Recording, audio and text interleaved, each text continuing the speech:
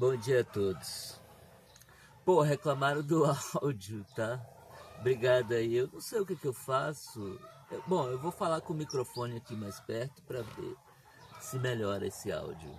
Eu já preciso ir a um técnico ver o que está acontecendo com... Por que as gravações ficam com o áudio baixo. Vamos lá.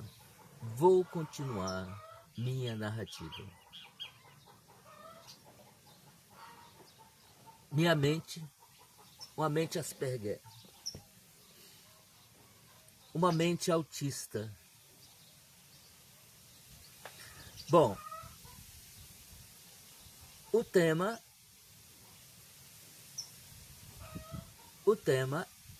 é a dinâmica proposta por Jung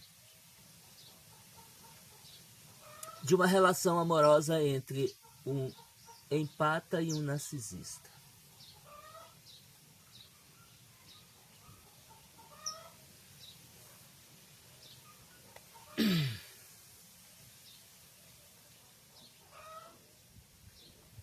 Então, nós vimos, na perspectiva da psicanálise profunda,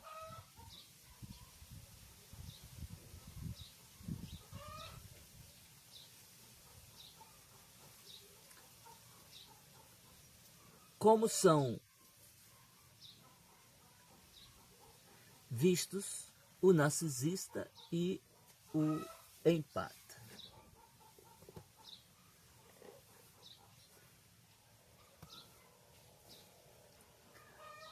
Hoje eu trago uma hipótese, uma nova hipótese. Como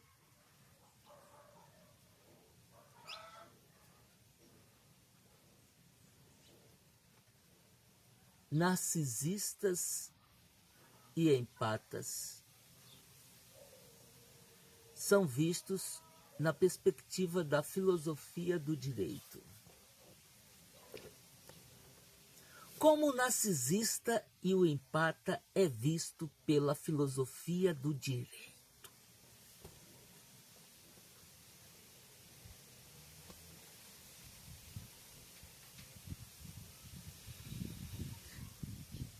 Veja, se nós compreendermos esse drama, nós vamos resolver o problema do Brasil.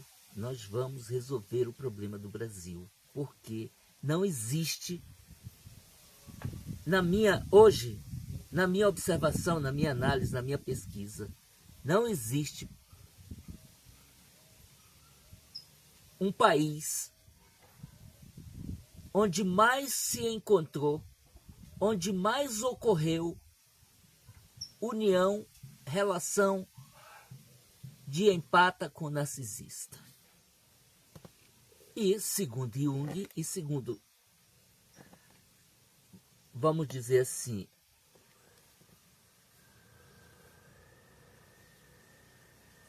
é um argumento axiomático, basta observar as relações, basta observar os casamentos. Olha os casamentos. Todo casamento é um narcisista com empata. Isso dá o quê? Um drama. Um drama.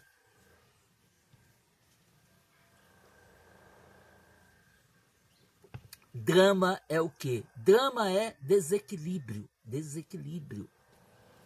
Claro, o empata, ele dá a sua bondade, enquanto o narcisista devolve essa bondade com maldade. Desequilibrou a balança. Nossa balança é desequilibrada. Nossa balança é desequilibrada.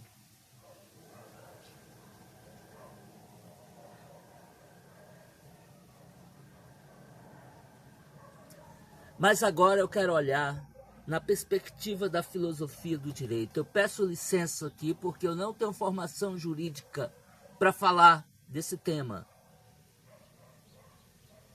Minha área de formação é matemática. Mas, no grau de mestre, eu posso propor uma hipótese. Como narcisista e empata é visto na perspectiva do direito. Como que a filosofia do direito vê o narcisismo e a empatia?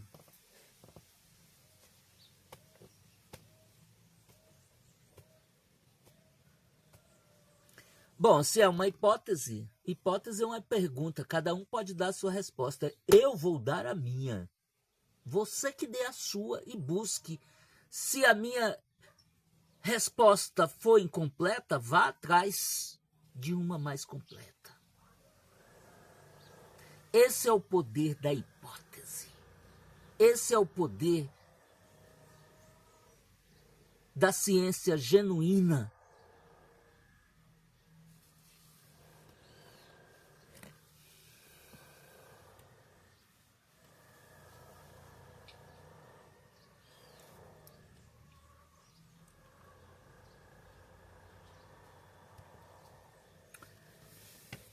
Bom, com a minha humildade, na minha insignificância,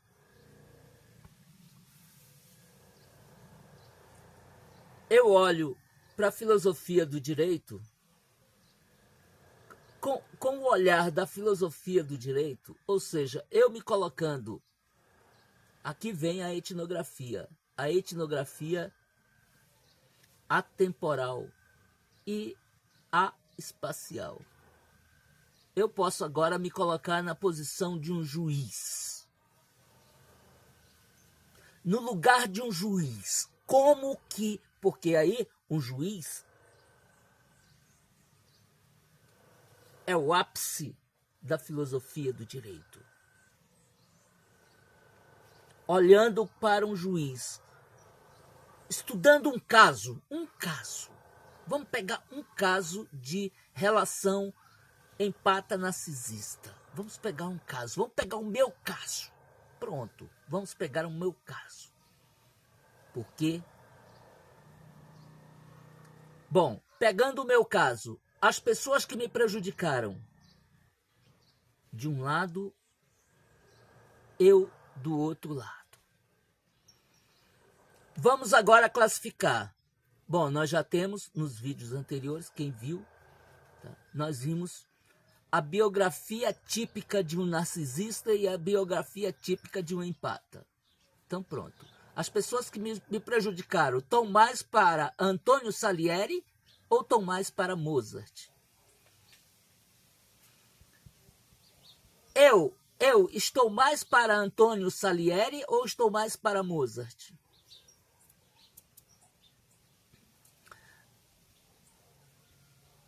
Eu coloquei aqui os arquétipos em vídeos anteriores, os arquétipos junguianos do narcisista e do empata. O narcisista é um anjo caído, um falso anjo.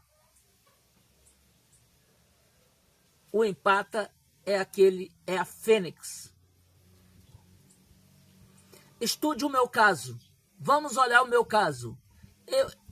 As pessoas que me prejudicaram,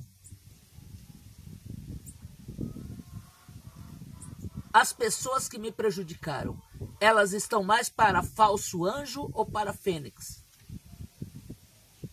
Eu estou mais para falso anjo ou para fênix? Nós já temos um comparativo.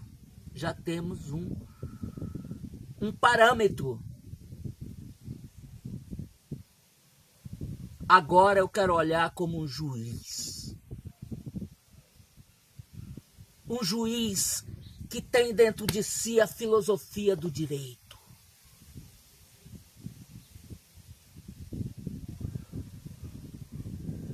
Um juiz estudando o meu caso. Como que eles olhariam para o narcisista? O narcisista é, a meu ver, um impune.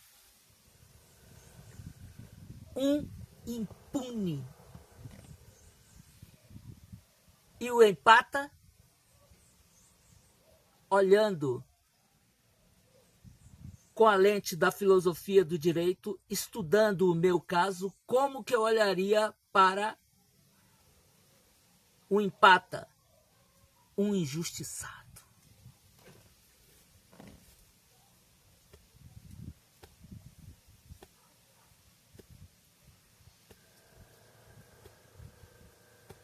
O Brasil é o campeão de impunes e injustiçados. Claro, é polaridade. Se tem impunidade é porque teve um injustiçado.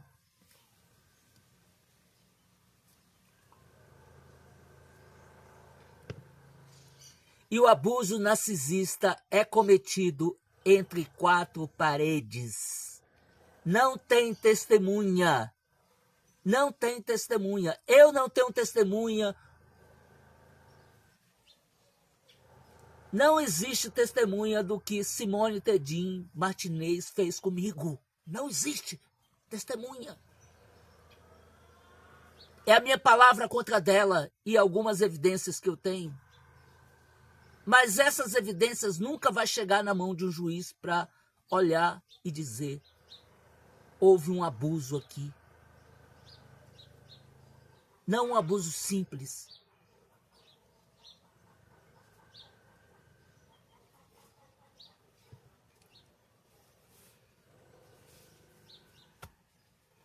O abuso narcisista é cometido entre quatro paredes, sem testemunha.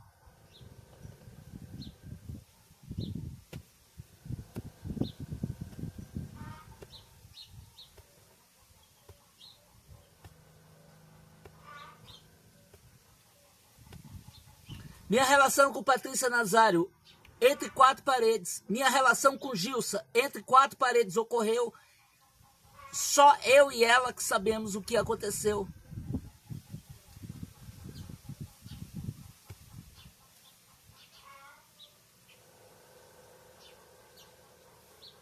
O que André Lúcio Bento fez comigo, entre quatro paredes.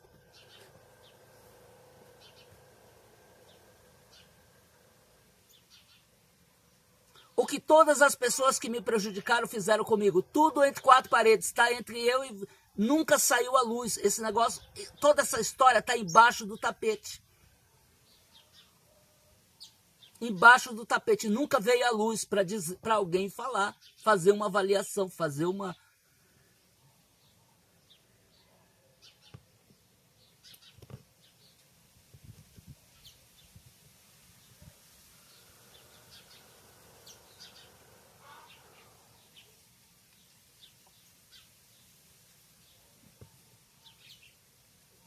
O empata é um injustiçado.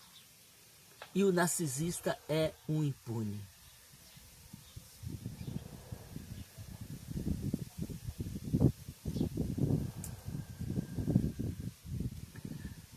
Nós deveríamos fazer uma grande ouvidoria no Brasil. Ouvir as histórias de cada pessoa. De cada pessoa. Vamos ouvir a história de cada pessoa.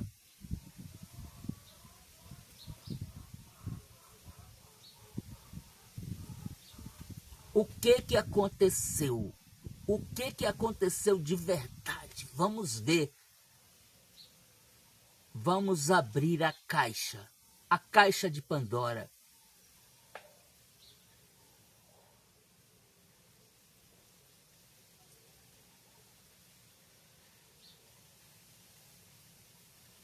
Então, a minha resposta a essa pergunta, os meus argumentos que sustentam essa hipótese é de que, sob a perspectiva da filosofia do direito, o narcisista é um impune. Alguém que cometeu um abuso contra um empata e não passou por um julgamento. Esse abuso está impune. Está impune. Se está impune, houve uma injustiça. O Empata foi injustiçado. Eu fui injustiçado.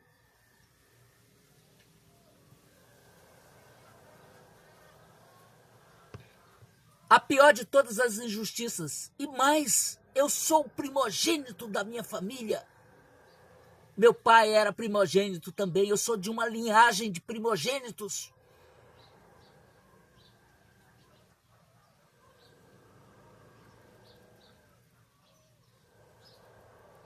Meu pai falhou no cumprimento da sua missão. Não conseguiu estruturar a família, deu o que pôde, mas... E eu? Essas pessoas prejudicaram um primogênito, um arrimo de família. Ou seja, vocês destruíram toda a minha família. Porque eu sou responsável pela minha mãe, que ainda está viva, pelos meus irmãos, pelos meus sobrinhos, pelos meus primos, pelas minhas tias e irmãs do meu pai, que já se foram. Meu pai já se foi, meu pai era o arrimo delas. Então eu o substituí, eu sou responsável pelas minhas tias e pelos meus sobrinhos.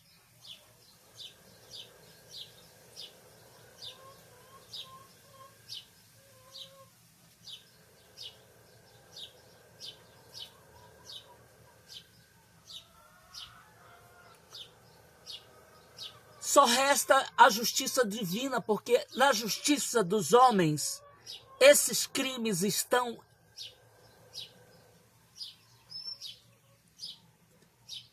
eles estão à margem da justiça dos homens.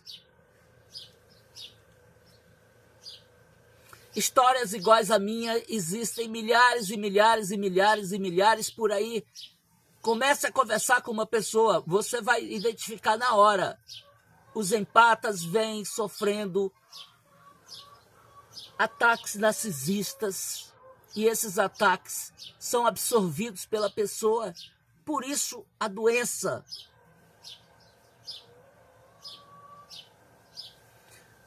Eu percebo, por exemplo, vamos pegar uma doença muito comum, obesidade mórbida. Eu detectei 2 tipos de obeso mórbido. Um empata, sofreu com o narcisismo e o narcisismo provocou um desequilíbrio hormonal que gerou uma obesidade mórbida. Mas como criador é justo e equilibrado, também eu encontrei narcisistas que cometeram maldades e não fizeram essa correção e essa maldade disparou dentro dela um desequilíbrio hormonal que gerou a obesidade patológica. Isso é uma observação minha como pesquisador etnográfico, onde agora minha mente está entre narcisistas e empatas. A pessoa entrou no meu campo, eu já tenho uma percepção, ela é narcisista ou empata, eu já vou classificando logo. Eu sou das narrativas autobiográficas, então a primeira coisa que quando eu encontro uma pessoa, quando eu conheço uma pessoa, é conhecer a história dessa pessoa. Eu sou da constelação familiar, então eu quero saber qual a sua posição, qual a posição dessa pessoa dentro da constelação familiar.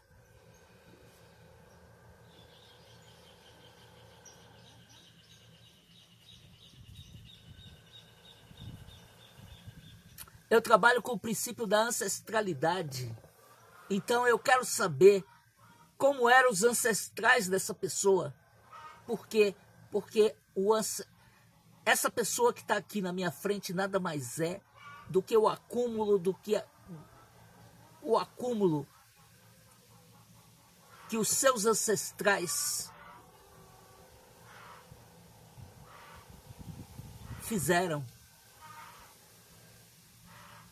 A pessoa que está na minha frente, na verdade, é o pai dela, é a mãe dela, é o avô dela, é o bisavô, é o tetaravô que está ali falando comigo. Está toda a sua ancestralidade ali.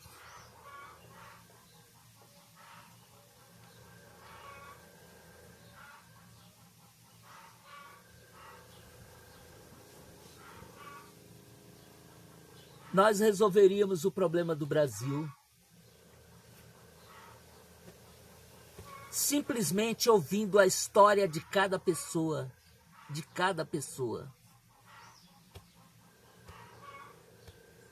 Toda história tem duas versões.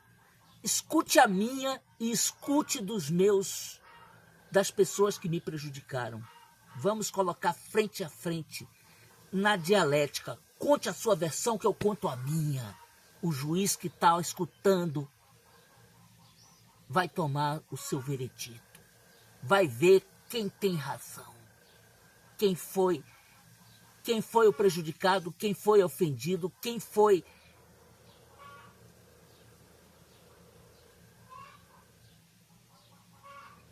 que sofreu o abuso, que foi extorquido, que foi enganado, que foi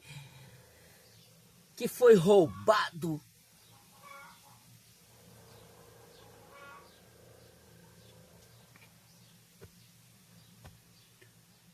Bom, então eu acredito que com esse vídeo eu encerro essa série. Tá?